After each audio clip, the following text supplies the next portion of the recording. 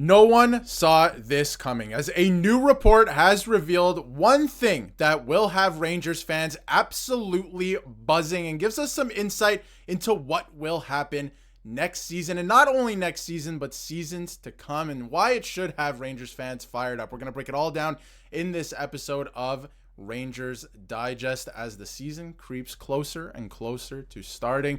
But before we dive into all of that, if you haven't yet, be sure to hit that subscribe button, because 77% of you who watch these videos are not subscribed to the channel. So if you want to stay up to date with everything that's happening with the New York Rangers, this channel is built for blue shirt fandom. So go down below and hit that free subscribe button, because this is the place to be for all your daily New York Rangers content. But Bret, let's jump right into it. Every year we get an update from Scott Wheeler, his top 100 drafted NHL prospects. Now keep in mind, these are all drafted prospects. These are not guys who are going to be drafted next year or anything like that. These are guys currently drafted by NHL teams. And the Rangers, surprisingly to some, I've been seeing some reactions online, not surprising to us here on the channel, but have almost the most in the entire league. They have 3 of them on this list, which again is surprising to some people. But let's jump into the first one, rated 13th, which is incredibly high if you think about, through the entire NHL. It's Gabe Perau, who looks like, he probably will not be making his debut, but play his rookie season this year. There is a world where he does start in the AHL, but I feel like he is going to see a pretty healthy amount of NHL time this year. And obviously played 5 games and only 5 games last season in the NHL. Let's start with Gabe Perau. What are your thoughts on Gabe Perau moving into the future? He's penciled in right now on the second line right wing if you go to Puckpedia. I don't think it's going to stay like that, even if he does make the team out of camp. We'll get to that in a second too, but obviously Peter Laviolette scratched him a couple times to end the season last year. Only got into 5 games, didn't score any points, but he also didn't look like he was out of place, right? So I think he's a lot closer than people realize to being an everyday NHL, and obviously put up crazy numbers at Boston College in the World Juniors, all of those things. So, how do you feel about Gabe Perau heading into this year? I am really excited about Gabe Perau. I think he's going to be a prolific player here for the Rangers for many years to come. I just don't believe he will start the season in the NHL, excuse me. I believe he should start in the AHL, and it is certainly surprising to many Rangers fans that we have this many top 100 prospects, because when you think of the New York Rangers, you think of all their stars and you look at them, they're all 30 years or older, but the Rangers have the 10th youngest roster in the NHL, which you and I spoke about yesterday, which is extremely surprising to the both of us, because like I said, when you look at the identity of the Rangers, who their core players are, a lot of them are older, but the Rangers certainly have a lot to look forward to here moving forward. Now it's just about if the Rangers will be able to develop them correctly. But Gabe Perau, he's got all the tools. This is a guy that, you brought up his days before the NHL. This was a 2-point per game player with the U.S. national hockey team, an elite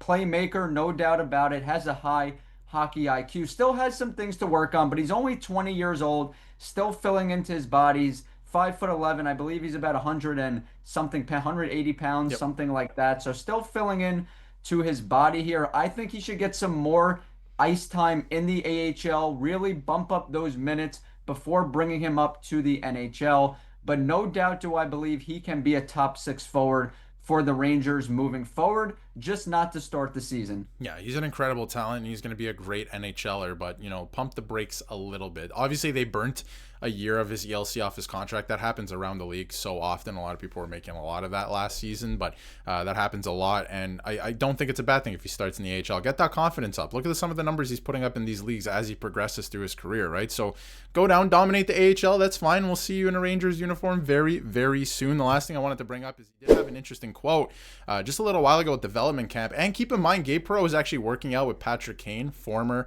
New York Ranger and 3-time Stanley Cup champion, this summer. So they're working out together, and not too many better guys to learn from, at least in terms of the on-ice stuff. But I'm going in with the mentality that I'm going to make the team. That's what everyone's mentality should be. So he's going to try and make the team. I don't know if he will, but he's going to try and make the team. Now, the next player on this list at 67 is a guy I'm very excited for, and obviously not in a Rangers uniform there, because they just traded for him. Obviously got him for K'Andre Miller in the K'Andre Miller trade. That's Scott Morrow, a 6'2", 200 now pound defenseman, offensively minded defenseman.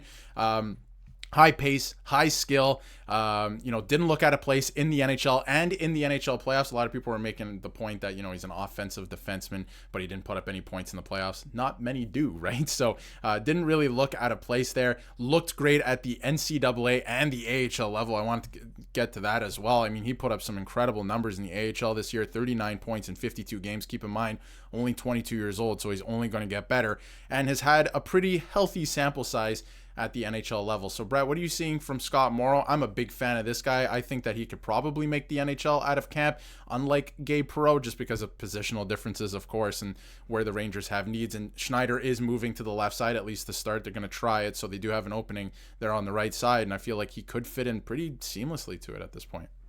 I am so excited about Scott Morrow. This is a guy at the University of Massachusetts, the first defenseman they've ever had to put up over 30 points. So you alluded to that offensive upside, and he certainly has it. This is a guy at the University of Massachusetts, back-to-back seasons over 30 points. He was putting the puck in the net, and his junior year in college, he showed growth defensively. So this is a player, got some NHL experience, has some postseason experience, not to mention in 14 games last year in the NHL, scoring 6 points. He was on a pace to put up over 35 points if he played the entire season, which is certainly impressive. Would be the second highest point total for a Rangers defenseman behind Adam Fox. Not saying he's going to make, this crazy leap to, a Norris Award winning, type of player right away. But this is a player that has extreme potential. I'm excited to watch him play. It gives them more versatility because it allows them to move a player like Braden Schneider to the left side. You don't have to pencil in Schneider on the right side now that you have a player like Scott Morrow, and you got him back in that Keandre Miller deal, which was a sick haul that they got in return. Got Gavrikov, obviously, for less money. So that was just a win-win-win type of trade for the Rangers, and Morrow is going to be a big piece for the team here moving forward. You bring up a great point. I mean, he had 6 points last year in 14 NHL games, so he was going to be almost half a point a game player. And again, he's only 22 years old, so he's going to take another step. He's only going to get better, and I'm really excited to see him in a Rangers uniform. And the last guy we'll touch on here ranked 94th, so just made the cut in the top 100. And this is a guy I'm actually very excited for, and I've been talking about him on the channel all throughout last season. I thought he really deserved to be called up to the NHL. It didn't go the way that I think anyone would have liked in the second half. I want to touch on that too, but it's Brennan OConnor at number 94, and this one's an interesting one. Not necessarily a prospect anymore at this point, right? He's 22 as well, but has kind of bounced between the NHL and the AHL the last 2 seasons. Not a very big sample size before this season at the NHL level, only playing 3 games, but with the Hartford Wolfpack last season, or I guess 2 seasons ago at this point, he had 49 points in 67 games. I think that, he's not too good for the AHL level, but he's comfortable there. He's very comfortable there. He's putting up a lot of points. His game matured. His defensive game definitely matured. His physicality, all of those things. So he's ready to make the jump. It didn't really translate. And again, the team was an absolute mess when he was called back up. And keep in mind that, he was dealing with an injury. He missed a lot of time last season when he was down in the AHL. And when he came back, it didn't even look like the injury hindered him at all. Like, he was playing great. And then they ended up calling him up. And I will say that he only put up 2 points and they were both assists. But just from the eye test, if you were watching the games in the second half, he was actually putting on really good performances, and he was very responsible with his positioning. Like, I'm a real big fan of this player, and I think that he is going to be able to figure it out. So what are you seeing from Brennan OConnor? He's not pictured in any lineups or anything like that we've been bringing up, and nobody's really been talking about it. Nobody really saw this coming, him being on this list, but I feel like he's poised to really turn a lot of heads this year, and I do still really believe in this player. I believe in this player as well. Least excited about him when you talk about Perau and Scott Morrow, but I do see some potential here when it comes to OConnor, especially adding some scoring punch to your roster. I do believe this is a player. I'm not making a comparison here to Taylor Radish. I just want to bring him up for a second to make the point that Radish is a guy that the Rangers brought in because he's got 20-goal scoring potential. He did it in 2022, 2023 with the Blackhawks. So when you look at a guy like OConnor, he's more of an offensive style wing, a guy that I believe, will be able to add goal scoring to your roster. He's a shoot first type of player, very nice, quick wrist shot. You mentioned the injury he dealt with last year, which kind of slowed him down, that wrist injury. Yep. Big part of his game. So the reason I just brought up Radish there is because, he's a guy that's probably not going to crack the top six, but he can certainly add to that bottom six, scoring potential. Like I said, a guy that's an offensive minded type of wing. And I do believe I love his high motor, his aggressive forechecking ability, which Mike Sullivan would certainly love to utilize here. I'm sure we'll be seeing a lot of Brennan Othmann this season, and Mike Sullivan is the perfect coach for him. He's going to utilize him the correct way. This is a guy that, as of late in 2023, 2024, Brennan Othmann put up over 20 goals in the AHL, very competitive type of league. He was great in the OHL. Obviously not as competitive. He was basically like a superstar in the OHL, but not as competitive as the AHL. It was nice to see him score over 20 goals that season in the AHL, so we'll see. There's some untapped potential there with Othmann. I'm high on him. Just not as excited as I am about the other two players that we spoke about here. Definitely. And I mean, obviously you've seen more of Othmann, so fans are less excited about him, but I'm excited for him. I think that there is still a lot left, that we haven't seen from his game. And I think the injury did affect him a little bit in terms of the jump to the NHL level. But again, in the AHL, he came back and he was putting on really good performances still. So that was encouraging to see. And he also has a championship under his belt too. Like, he won in the OHL with the Peterborough Petes. He was traded halfway through that year. So he knows what it takes to win. I want to bring up this quote that his biggest goal, and this is from a year ago, is to prove people wrong. And he still has to do that, and a lot of fans as well. And again, Ben Treats was saying in terms of advanced analytics, he deserved NHL minutes last season. It says this season, but last season that just wrapped up.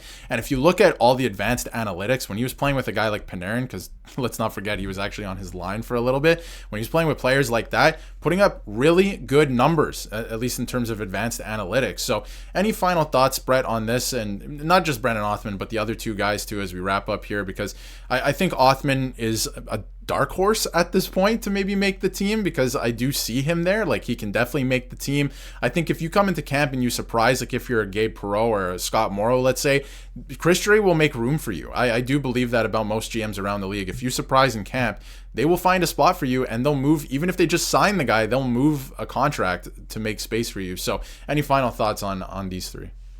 Well, my final thoughts, I'll go one by one. Gabe Perau, extremely excited about his future. I would just start him in the AHL and then bring him up to the NHL when he's ready to rock and roll. When it comes to Scott Morrow, I feel a little bit differently. I believe that he should start the season on the Rangers' third line defense. I believe he's NHL ready. Played some postseason hockey against the back-to-back Stanley Cup champions. I know he wasn't, a world beater in the postseason, but that doesn't matter. This is a very young player, and I believe he's only going to get better and better. And when it comes to Othmann, this is a player, I didn't mention it before, but he's also a gritty type of player. He'll battle on the boards. He'll get in those tight, dirty areas on the ice. So that's certainly something that I like about Brennan Othmann. And he hasn't had too much consistency in terms of playing time. I'm glad you brought that up. The injury, other things, Peter Laviolette, not consistently playing him. This is a guy that just needs to put him out there for a continued amount of time on the ice, see what he could do, see what he's got, because I believe there's something there in the tank, especially on the offensive end